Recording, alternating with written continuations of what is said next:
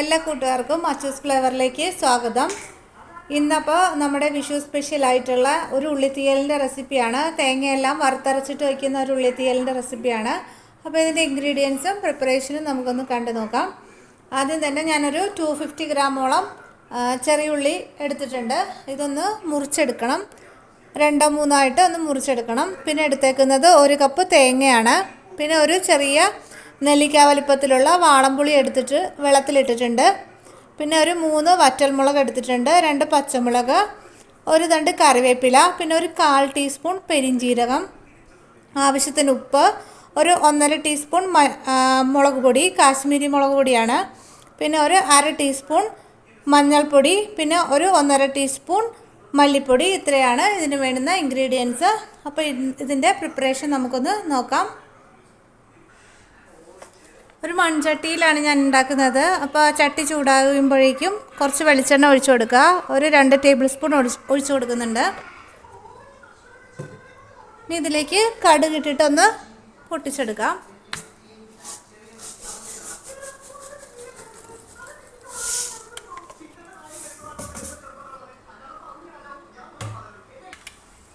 കടുക് പൊട്ടിയതിന് ശേഷം വറ്റൽമുളക്,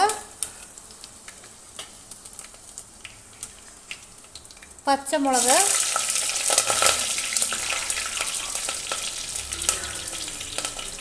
കറിവേപ്പില കൂടെ ചേർത്ത് കൊടുക്കാം. ഇനി ഇതിലേക്ക് ചെറുതായി അരിഞ്ഞു വെച്ചിരിക്കുന്ന ചെറിയുള്ളി ചേർത്ത് കൊടുക്കുക.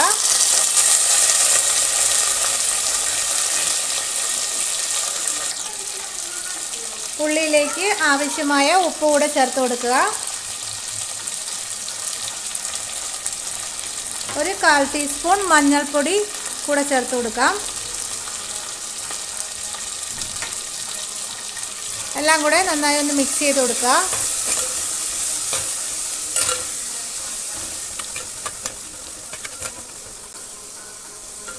ഇനി നമുക്കിതൊന്ന് മൂടി വെച്ചിട്ട് നന്നായി വേവിച്ചെടുക്കാം.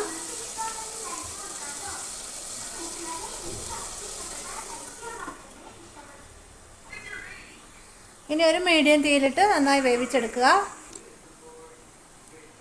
മറ്റൊരു ചീനച്ചട്ടിയിലേക്ക് നമ്മൾ തേങ്ങ വറുക്കാൻ വേണ്ടിയിട്ട് വെച്ചിട്ടുണ്ട്. ഇനി തേങ്ങയിലേക്ക് 2-3 ഉള്ളി കൂടെ ചേർത്ത് കൊടുക്കുക, ചെറിയ ഉള്ളി. ഇനി ഇതിലേക്ക് ഒരു തണ്ട് കറിവേപ്പില കൂടെ ചേർത്ത് കൊടുക്കുക. ഒന്ന് ഫ്രൈ ചെയ്ത് എടുക്കാം നമുക്ക്.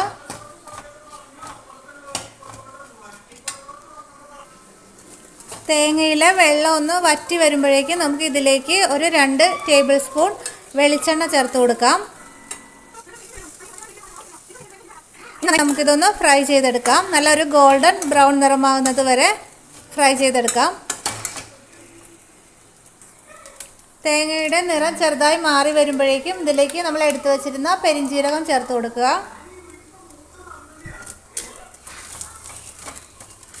പെരിഞ്ജീരകത്തിന് പകരം വേണമെങ്കിൽ ചെറിയ ജീരകവും ചേർക്കാവുന്നതാണ്. പെരിഞ്ജീരകം ചേർക്കുമ്പോഴാണ് കുറച്ചുകൂടെ നല്ല ഒരു ടേസ്റ്റ് കിട്ടുന്നത്. നിങ്ങൾക്ക് ഇഷ്ടമുള്ള ജീരകം ഏതാണെന്ന് വെച്ചാൽ അത് ചേർക്കാവുന്നതാണ്.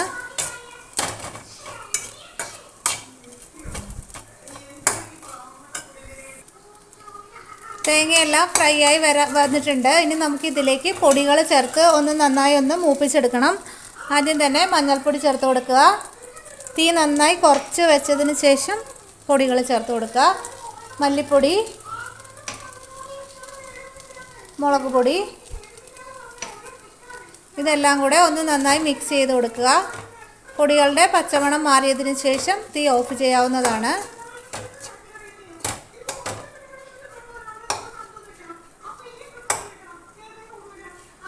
പൊടികളുടെ എല്ലാം പച്ചമണം മാറിയിട്ടുണ്ട്. ഇനി നമുക്ക് തീ ഓഫ് ചെയ്തതിന് ശേഷം ഇതൊന്ന് ചെറുതായി തണുത്തതിന് ശേഷം മിക്സിയിൽ നന്നായി അരച്ചെടുക്കാം. ഇടയ്ക്ക് ഉള്ളി തുറന്ന് നോക്കിയിട്ട് വെന്തോന്ന് നോക്കുക. ഉള്ളിയൊക്കെ ഏകദേശം നന്നായി വെന്ത് വന്നിട്ടുണ്ട്. ഇനി നമുക്ക് ഇതിലേക്ക് കുറച്ച് പുളിവെള്ളം ചേർത്ത് കൊടുക്കാം. നമ്മൾ നേരത്തെ എടുത്തു വച്ചിരിക്കുന്ന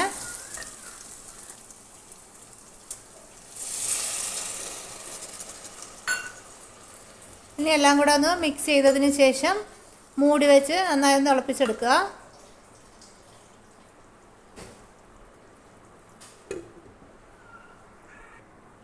തേങ്ങ വറുത്തത് ഞാനൊരു മിക്സിയുടെ ജാറിലേക്ക് മാറ്റിയിട്ടുണ്ട്. ആദ്യം ഇതൊന്ന് വെള്ളം ചേർക്കാതെ ഒന്ന് നന്നായി പൊടിച്ചെടുക്കുക. അതിനുശേഷം കുറച്ച് വെള്ളം ചേർത്തിട്ട് നല്ല പേസ്റ്റ് പോലെ അരച്ചെടുക്കുക. നല്ല പേസ്റ്റ് പോലെ ഞാൻ അരച്ചെടുത്തിട്ടുണ്ട്. ഇനി നമുക്കിത് ഉള്ളിൻ്റെ ഇതിലേക്ക് ചേർത്ത് കൊടുക്കാം. പുളിയെല്ലാം തിളച്ചിട്ടുണ്ട് നന്നായിട്ട്. ഇനി നമുക്ക് ഇതിലേക്ക് അരച്ച മാവ് ചേർത്ത് കൊടുക്കാം.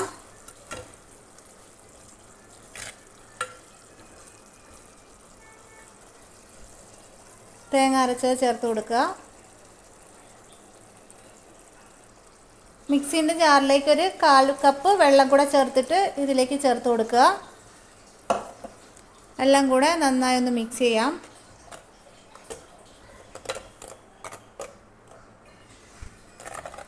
നന്നായി മിക്സ് ചെയ്യുക. ഇനി ഇതിലേക്ക് ആവശ്യമായ ഉപ്പ് കൂടെ ചേർത്ത് കൊടുക്കാം.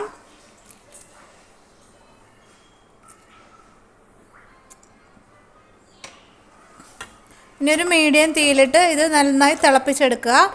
ഇതിൽ നിന്ന് എണ്ണയെല്ലാം സൈഡിൽ തെളിഞ്ഞു വരുന്നത് വരെ നമുക്കതൊന്ന് തിളപ്പിച്ചെടുക്കാം.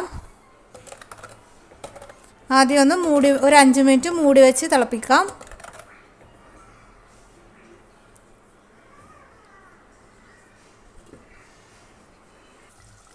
അപ്പോൾ എണ്ണയെല്ലാം തെളിഞ്ഞു വന്നിട്ടുണ്ട്.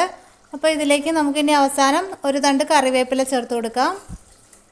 പിന്നെ ഇതിൻ്റെ ടേസ്റ്റ് എല്ലാം ഒന്നും ബാലൻസ് ആവാൻ വേണ്ടിയിട്ട് 1 സ്പൂൺ ശർക്കര പൊടിച്ചതുകൂടെ ചേർത്ത് കൊടുക്കുന്നുണ്ട്. ഇനി ഇതെല്ലാം കൂടെ നന്നായി ഒന്ന് മിക്സ് ചെയ്യുക.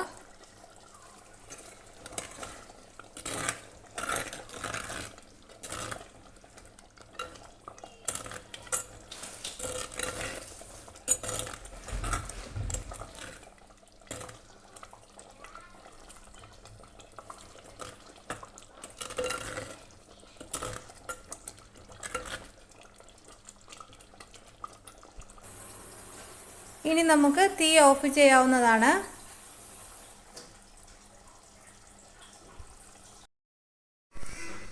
അങ്ങനെ നമ്മുടെ സദ്യ സ്പെഷ്യലായിട്ടുള്ള ഉള്ളിത്തീയൽ റെഡി ആയിട്ടുണ്ട്.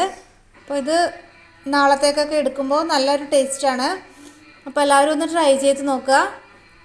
വീഡിയോ ഇഷ്ടമായാൽ മറക്കാതെ ഒന്ന് ലൈക്ക് ചെയ്യുക, ഷെയർ ചെയ്ത് ഒന്ന് കമൻറ്റ് ചെയ്യുക. പിന്നെ കൂടാതെ ഒന്ന് സബ്സ്ക്രൈബ് ചെയ്ത് ഒന്ന് സപ്പോർട്ട് ചെയ്യുക. അപ്പോൾ ഇത്രയേ ഉള്ളൂ. പിന്നെ ഇപ്പം ഞാൻ തേങ്ങ വറുത്തരച്ചിട്ടാണ് ആക്കിയത്. അപ്പോൾ വറുത്തരയ്ക്കാതെ ഉണ്ടാക്കിയ ഉള്ളിത്തീയലും ഞാൻ ചാനലിൽ ഇട്ടിട്ടുണ്ട്. അപ്പോൾ നിങ്ങൾക്ക് ആർക്കെങ്കിലും കാണാൻ ആഗ്രഹമുണ്ടെങ്കിൽ അത് ഞാൻ ഡിസ്ക്രിപ്ഷൻ ബോക്സിൽ ഇട്ടേക്കാം. അപ്പോൾ ഒന്ന് കണ്ടു നോക്ക്. അപ്പോൾ ഇത്രയേ ഉള്ളൂ ഇന്നത്തെ വീഡിയോ. ഇനിയിപ്പോൾ മറ്റൊരു വീഡിയോയുമായി കാണാം. അതുവരേക്കും thank you and bye bye.